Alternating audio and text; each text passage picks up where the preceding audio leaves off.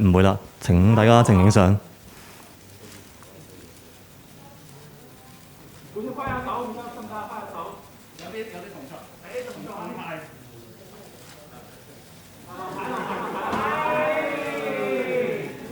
好啦，前面影完，俾我哋後面攞嚟。後面，唔該，右啲。中間，唔該，中間。唔好過，再舉機啦。我係白衫嗰個姐姐，好嘅。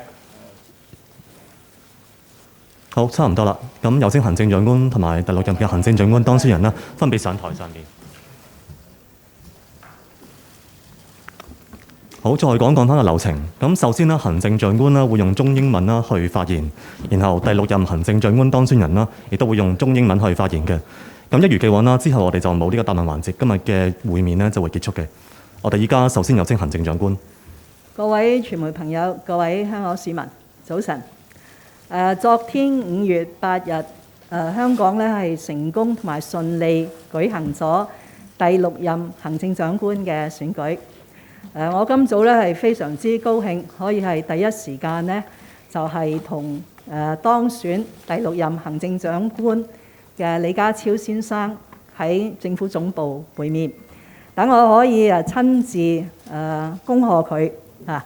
亦都係祝福佢喺未來呢個幾月咧，能夠成功組成佢嘅班子，喺未來5年帶領香港再創高峰。昨天喺香港舉行嘅第6任行政長官選舉係一個非常之重要嘅日子。呢一場選舉係自去年喺中央嘅指導同埋大力支持之下，完善咗香港特區嗰個選舉制度嘅首輪嘅3場選舉嘅最後一場。換句話說，我哋成功舉辦咗第6任行政長官選舉之後呢，按住基本法落實愛國者治港嘅政治體制已經係圓滿咁建立起嚟。呢個對於香港未來嘅發展呢係至為重要嘅。正如昨天喺選舉之後，國務院港澳辦同埋中聯辦發出嘅聲明裏邊指出，呢一個完善香港特區嘅選舉制度係有佢個大背景，係有佢嘅必要性。但係更加重要嘅就係呢一套完善咗特區嘅選舉制度，係完全符合一國兩制嘅原則，亦都符合香港嘅實際情況。佢既可以確保一國兩制行穩致遠，亦都可以確保香港特區長期繁榮穩定。所以藉此機會呢，我想喺呢度再次感謝中央喺香港面對前所未有嘅困難嘅時候，採取咗果斷嘅措施，先後為香港制定咗香港國安法，令香港由亂轉治，其後亦都係完善咗香港嘅選舉制度，讓我哋可以長治久安。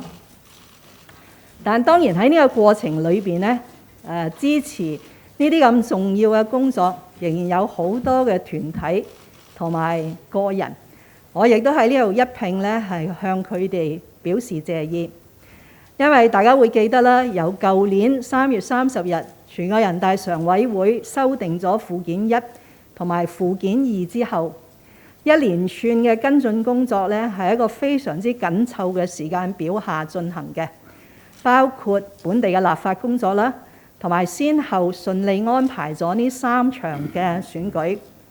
咁所以喺呢度要向立法會支持我哋當日好高效通過本地嘅選舉法例修訂嘅每一位議員，我亦都要多謝特區政府裏邊嘅每一位同事，特別係負責選舉政策嘅政制及內地事務局，同埋籌備呢3場選舉由馮驊法官領導嘅選舉管理委員會，同埋數以千萬計參加過籌備呢3場選舉嘅每一位公務員嘅同事。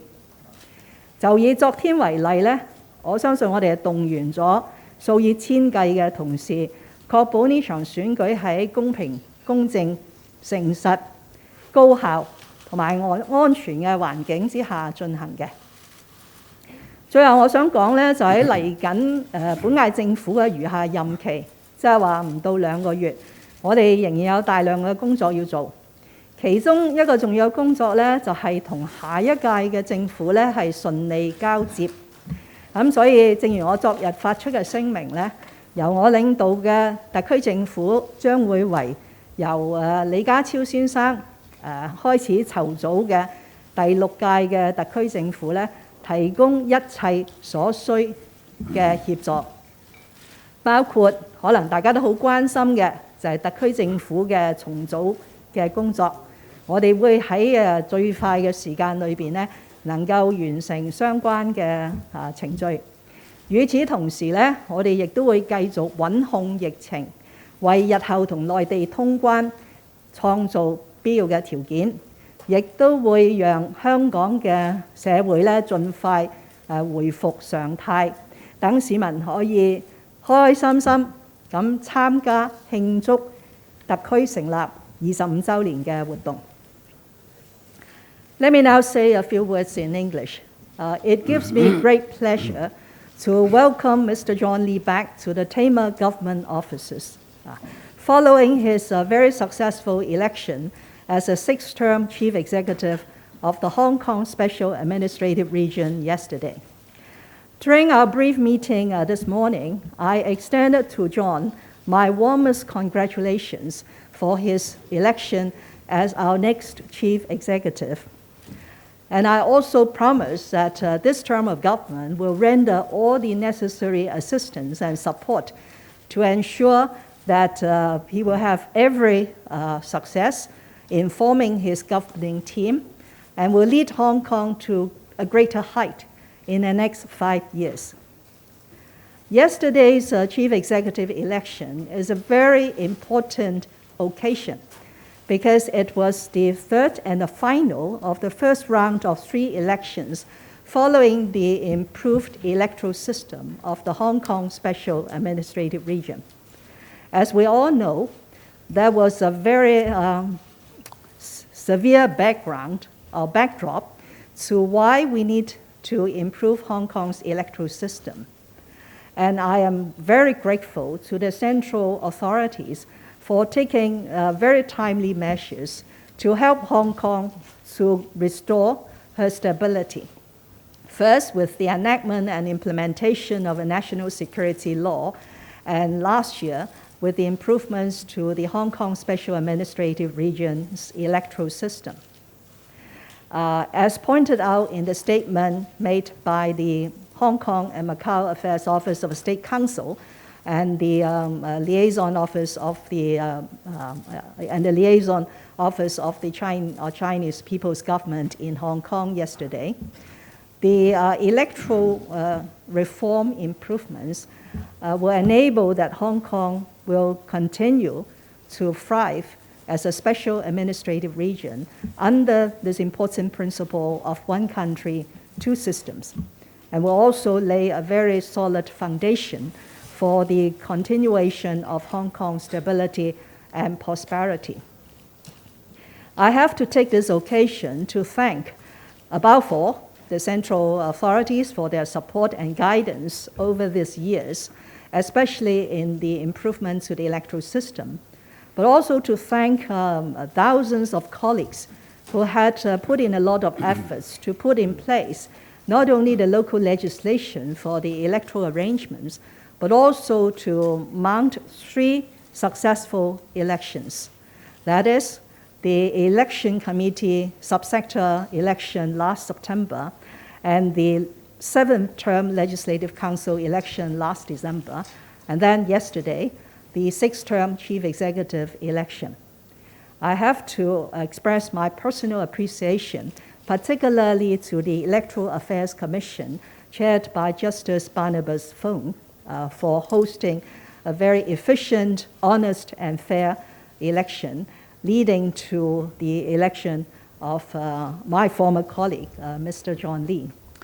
In the remaining days of this term of government, we will render John every assistance that he needs to form a new government, and including, of course, the much talked about reorganization of the government structure.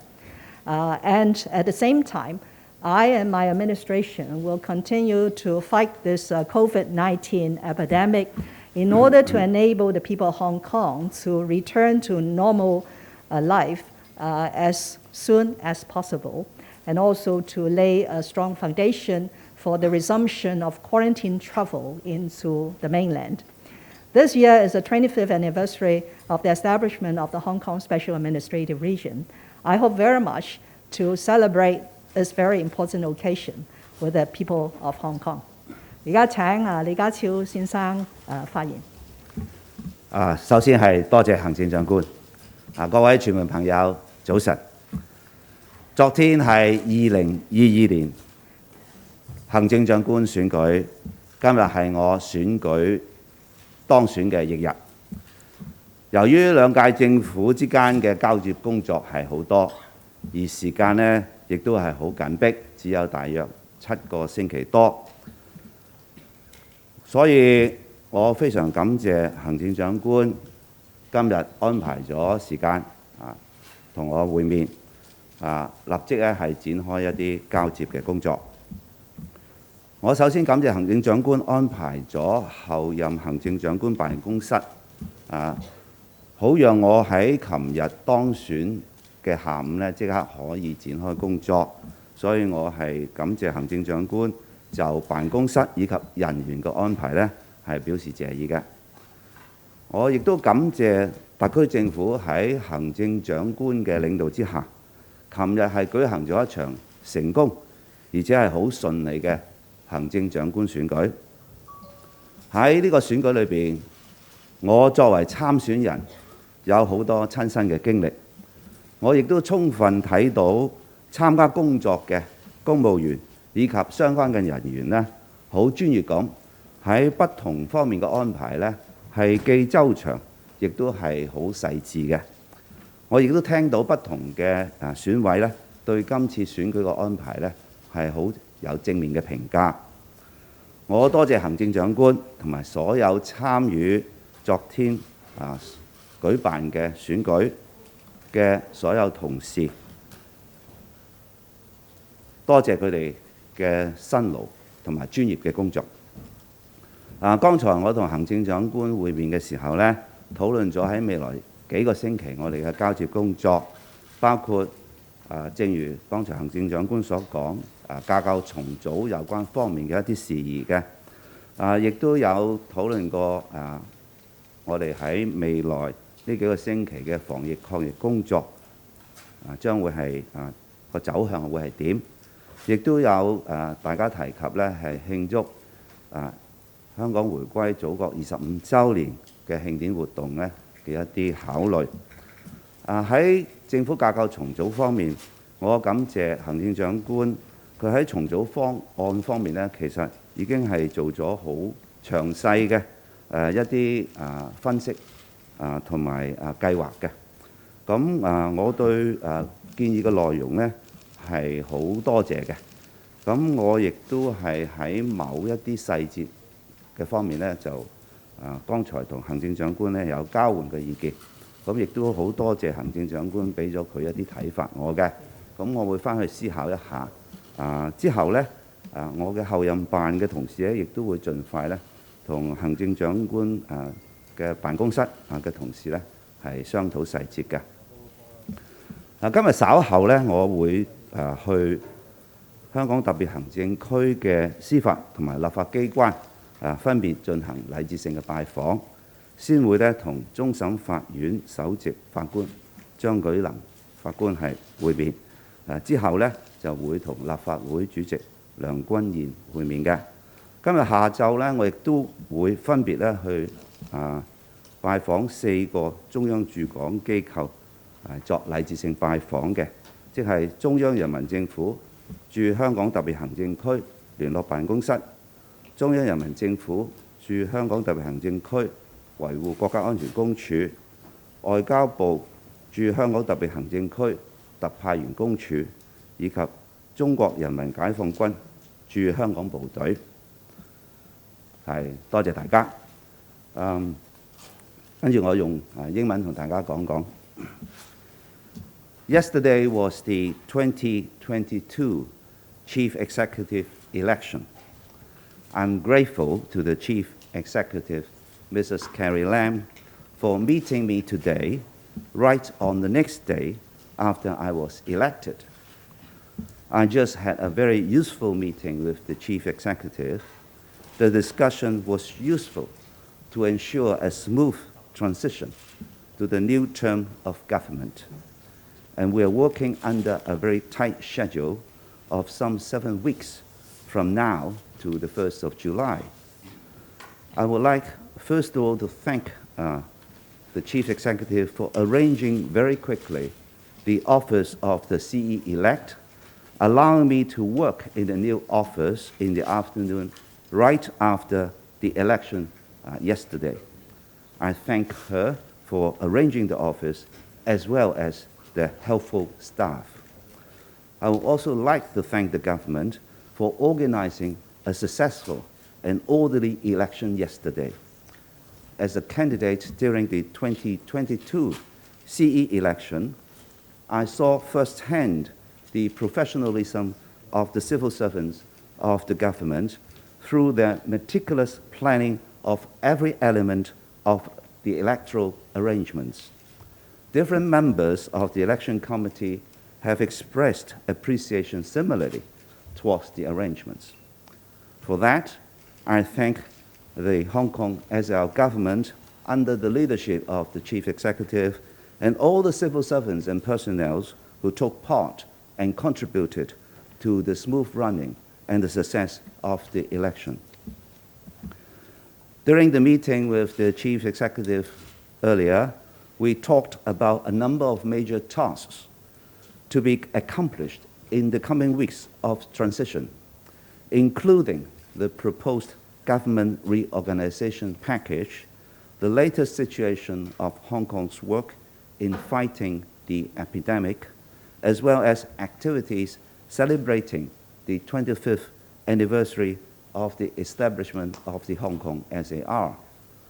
I'm grateful to the Chief Executive for proposing a package of government reorganization, which facilitates the smooth transition between the two terms of government.